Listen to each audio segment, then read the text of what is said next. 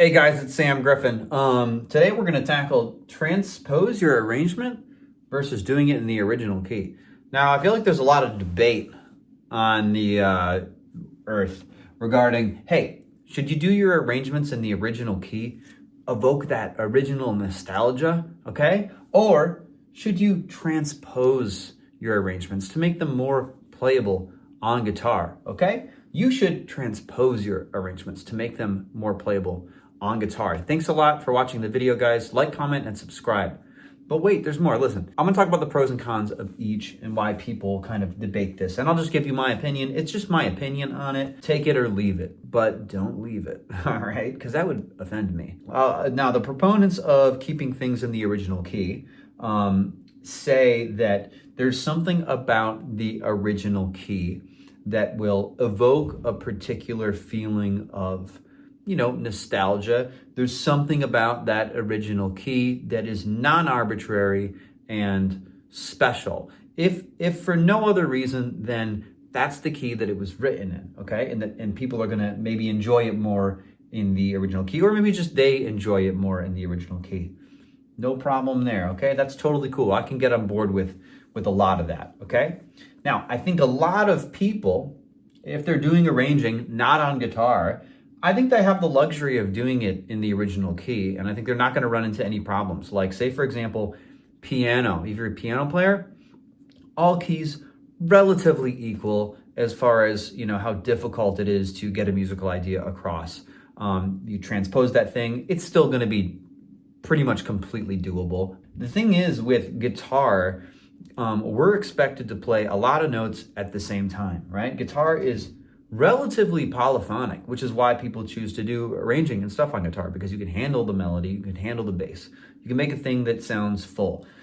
A lot of other instruments, though, violin, flute, oboe, whatever, they're not polyphonic. Now, the issue with guitar is that it is polyphonic, but it is not equal in which notes are playable and which ones are not, right? Some notes on guitar are twice as hard to play as other notes on guitar. Case in point, okay, let me show you what I mean, right? Okay, this note, open E, requires one hand, right? This note, this A right here, requires two hands, right? Unlike with a piano, where like on a piano, middle C or to play a C is just boom, it's just one move, just bang, right? It's like when you're left hand, when you fret a note, right? It's just pressing a button. But with guitar, certain notes you have to play, they require two things, you have to be doing two things at the same time instead of one thing. In certain keys, unfortunately, are just better on guitar. They will allow more strings to ring out openly, right?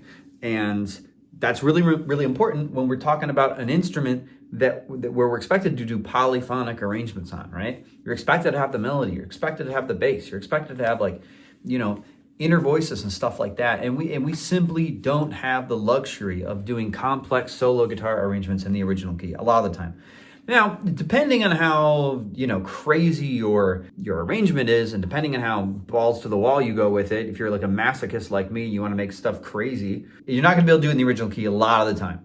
Now, in my experience of doing a lot of songs in the original key and a lot of songs not in the original key, most things not in the original key, I've never had the experience of somebody being upset that a particular song was not in the original key.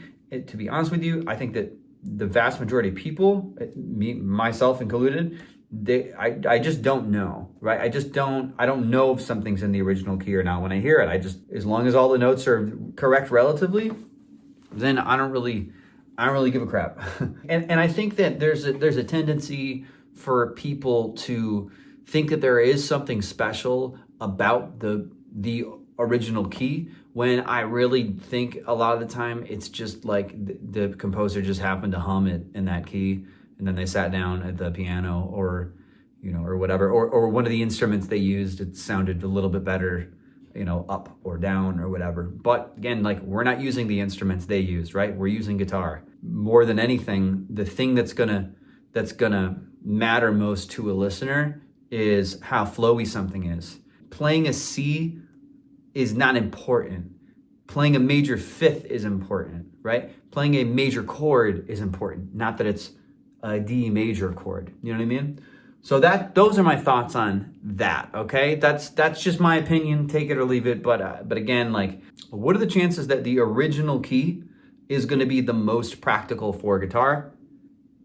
It's 1 in 12. It's like pretty low. Okay. Now, how do you find a key that's playable for guitar?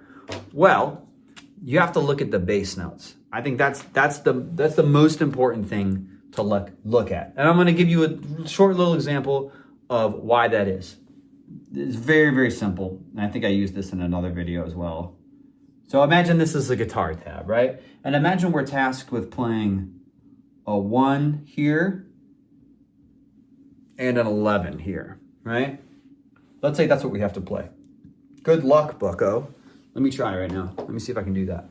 I might have to do a nose chord. Okay, but check this out. Right, no chance. 11 is way up here. Now you could do this as a nose chord. You know, let me see here. Hold on.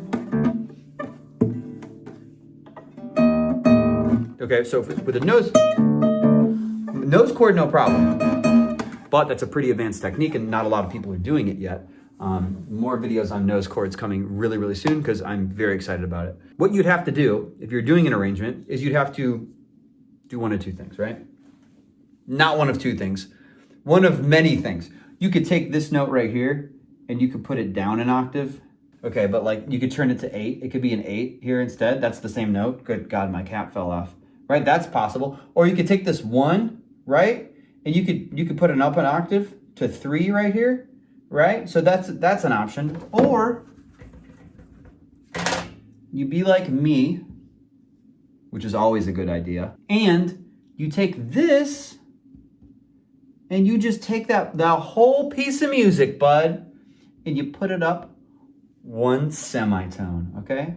+1, dude. What's gonna happen? I'm wrong, okay? I screwed that up. You wanna put it up? Check this out, bud. You wanna put it down 1 semitone. What's gonna happen? Ask me. This is gonna turn into this, right? The 1's gonna turn into a 0, and the 11's gonna turn into a 10. Check me out now, dude. Check me out. Watch. So I went from impossible, I can't even do that, bro. Right? Can't even do that, to here. Totally doable. Now, it's not as simple as that, dude, okay? I know what you're thinking. Sam, when you do an arrangement, it's gonna be a lot more complex. There's gonna be a lot more stuff going on. There's going to be this section, that section, the bass is going to change, the bass, blah, blah, blah, blah, blah, blah. I hear you, bud, okay? Now, here's the thing. The cool thing about Guitar Pro, which I've talked about in other videos, it's the software that you should be using if you're doing guitar arrangements, is that you can take an entire piece of music. You have to take the entire piece of music, right? You got your big piece of music. You have to select the whole song, and you have to put it down, your 1 semitone or whatever, and then you'll be in the new key, and you have to ask yourself, in this new key, are the hard parts of the song, and this is the key, are the hard parts of the song, or the parts that were previously impossible, possible? That's the main thing. And the way that you do that is by looking at the melody and the bass. It's always what's on the bottom and what's on the top, okay? Now, if you have something that's really crazy on the top, crazy run, blah, blah, blah, you better make sure in that particular section, the bass is like close by, right? If I have an 8 here, I want an 8 here, or maybe like a 0 or something. And you literally just experiment with the key. You experiment with the song, you put it up, you put it down, you see what happens to the bass, you see what happens to the melody, and sometimes it'll make it a lot better, and sometimes it'll make it worse. And what I will do is in Guitar Pro, I'll make different staves, I'll copy them, and each one will be a different key that I'm trying out. And again, it's as simple as looking at the melody and the bass, which is why I recommend doing this, figuring out what key to do a song in, to figure that out after you've put in the bass and the melody of the particular thing you're arranging, right? Because those are the things that are gonna create the impossible stretches. Those are the things that are gonna really jump out at you as like, oh, that's impossible, that's weird, right? So do it in that phase. and no sooner, okay? And the cool thing about doing it then, at that phase, is that the melody is never gonna change, okay? So I do all of my melody first. I put all the rhythms in, I put all the pitches in. I think that's important because the melody's, it's not allowed to change, okay? That is like the fundamental thing of the piece of music that you're arranging is the melody, right? And I would say the next most fundamental thing is the main bass notes. These are usually the notes that are happening at the downbeats. Basically, all the important chord changes. When that chord changes, boom, what is that bass note? That has to be in your song. I'll say this. When you start adding more than that, right? You start adding inner voices and stuff like that. You start complicating the hand. What you're doing is you're adding information that will potentially change later on. If you take it to a new key and those inner things have to change, you have to swap one out, you have to move an octave, you have to take this note out, you have to put that one in. All of a sudden you're dealing with a completely different arrangement and you have to, or a completely different maybe phrase, for example, and you have to completely redo a section that you've done already. But when you get to the point where you've got the melody and the bass in, and that'll look like 3, 4, 5. That'll ultimately, well, I imagine this is a big long piece, but you'll have like the bass note changes here, it changes here, and then it goes here. And then you have the melody. Beam, beam, beam, beam, beam, beam, doo, doo, doo, whatever it does. Right? You'll have this throughout the whole piece. It's a pretty bare bones arrangement. But at this point, it's a great opportunity to mess around with different keys and stuff like that. Okay? And it's all going to be piece dependent. Unfortunately, there's no real hard and fast rule for how to do this, but I would say definitely do it at this particular stage. Now, if you're really interested in arranging, you want to get better at it, I've got a link down below that's going to talk all about that in case you're interested. You can click that on your own time if you want to, okay? But yeah, I think this whole debate on transpose versus original key, of course, if you can do it in the original key, and it's just as easy to do it in that key as it is another key, then fine, do that. But if it's any easier to do it in a transpose key, I think as guitar players, we're up against quite a beast when it comes to guitar because it has to be polyphonic. So those are my fun ideas. That's it, man. Go ahead and give this vid a like or something if you liked it, and a dislike if you didn't like it, bud. And then give me a subscribe if you want. Okay, later, bud.